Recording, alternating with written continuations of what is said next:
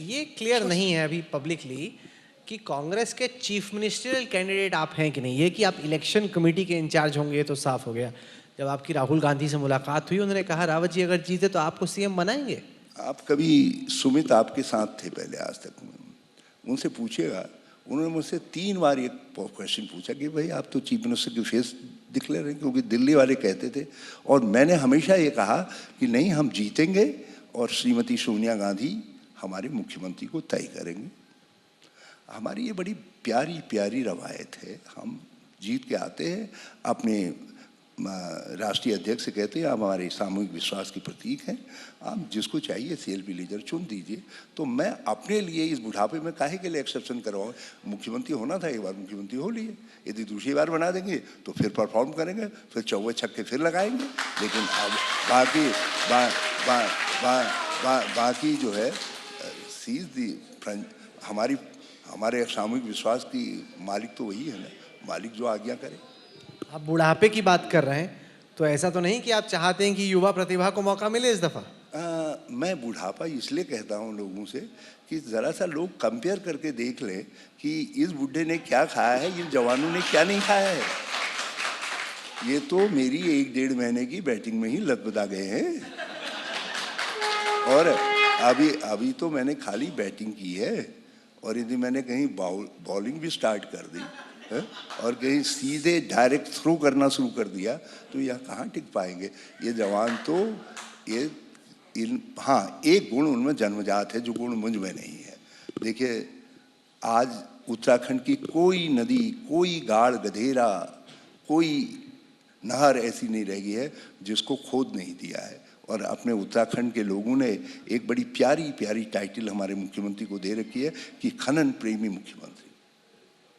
वो कितना कहें युवा हैं, मगर लोग कह रहे हैं ये युवा तो बालू बजरी खाता है, ये तो अनाज थोड़ी खा रहा है।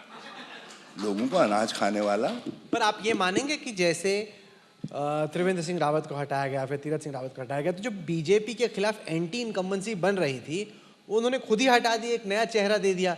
अब उन नए चीफ मिनिस्टर को तो 5-6 महीने हुए हैं, तो उनके खिलाफ एंटी इनकम्बेंसी बनी नहीं। उत्तराखंड में आपको मालूम है यहाँ पर साक्षरता का प्रतिशत क्या है? 89%। महिला साक्षरता 78%। तो क्या उत्तराखंड वालों को उन्होंने ऐसा समझ रखा है कि आप मुगालते में रख देंगे, मुख्यमंत्री हटा देंगे तो लोग कहेंगे कि माफ़ हो गया पुराने पाप? नहीं, क्योंकि एंटी इनकम्बेंसी, मेरी बात सुनिए, मोदी जी के खिलाफ कमोबेश नहीं होती है।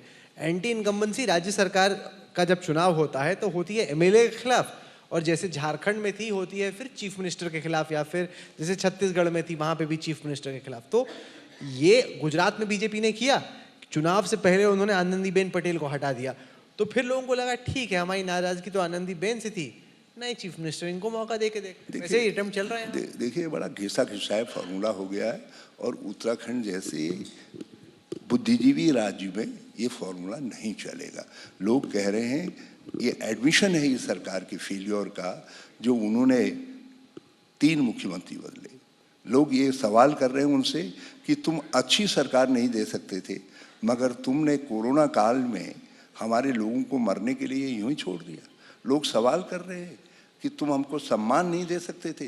तुमने कुंभ में टेस्टिंग घोटाला हुआ, सैंपल्स टेस्टिंग घोटाला, और उस घोटाले के जरिए दुनिया के सामने हमको नंगा कर दिया। दुनिया ने कहा कि कुंभ में टेस्टिंग का फ्रॉड हुआ और उस फ्रॉड के कारण जो है कोरोना फैला। तो लोगों के सामने उत्तराखंड के लोग जो सर उठा के चलते थे उनकी नज़र नीची हुई। तो ये सब सवाल है, एक सवाल नहीं है, एक सवाल नहीं है। लोग ये समझ रहे हैं इस समय कि यार इन्होंने तो हमको मजाक समझ दिया, जब चाहे जैसे चाहे मुख्यमंत्री बदल दें बिना अकाउंटेबिलिटी।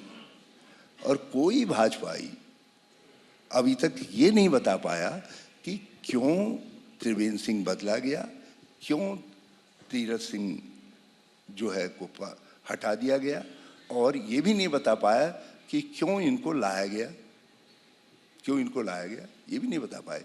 अब यहाँ सबको मालूम है गवर्नमेंट इस समय कोई मुख्यमंत्री थोड़ी चला रहा है, it is being run by some expert जो वहाँ बैठते हैं जो है दिल्ली में, उनके द्वारा रन की जा रही है सब।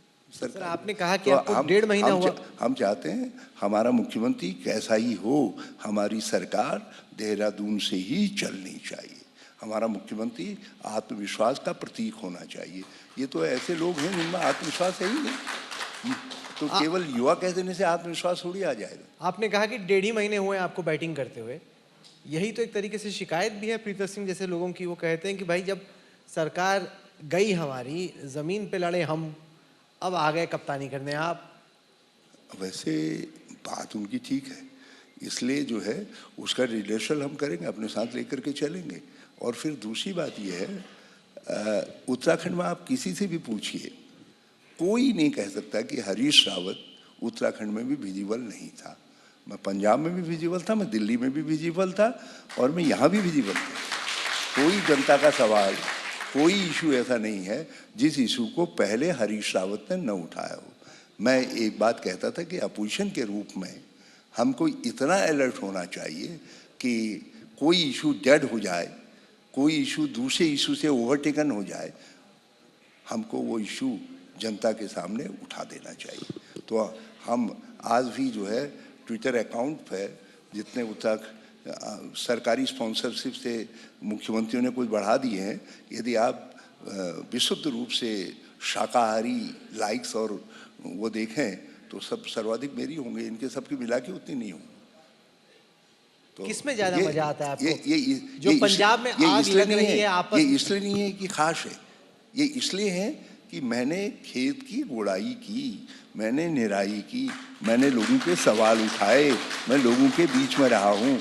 आप भाजपा वालों से भी कहेंगे, वो भी इनकार नहीं करेंगे, क्योंकि उनको भी गाली देने के लिए हर महीने जो है मेरी तो पूजा करते थे वो। मैं पंजाब में भी था तो भी मेरी पूजा करते थे, मैं दिल्ली में था तब भी मेरी पूजा करते थे, और आज तो भाई यही हूँ। अब तो करनी है। मैं उनको थैंक यू कहता हूँ जब वो सुबह सुबह मेरे लिए कोई अच्छी बात कहते हैं, जब तो, क्योंकि लोकतंत्र में विपक्षी की बात को अप्रिशिएट करना चाहिए। संसार से देखिए, ये मुझे कद्दू कस में कसते रहता है, लेकिन मैं इसकी पीठ थपथपाता हूँ। मैं कहता हूँ बहुत होनहार हो, अगली बार जरा बॉल ठीक से फेंकना, बॉडी लाइन के बजाय जो है पिच पे फेंको। किस काम में ज़्यादा आनंद आता है? जब पंजाब में लोग लड़ रहे होते हैं उनको शांत करने में, उस आग को बुझाने में, या उत्तराखंड में खुद कप्तानी करने में? देखिए, मालिक जो कह दे, पार्टी हमारी मालिक है। यदि पार्टी जो आज्ञा दे दे, अब उसमें मीन में थोड़ी निकालनी पड़ती है।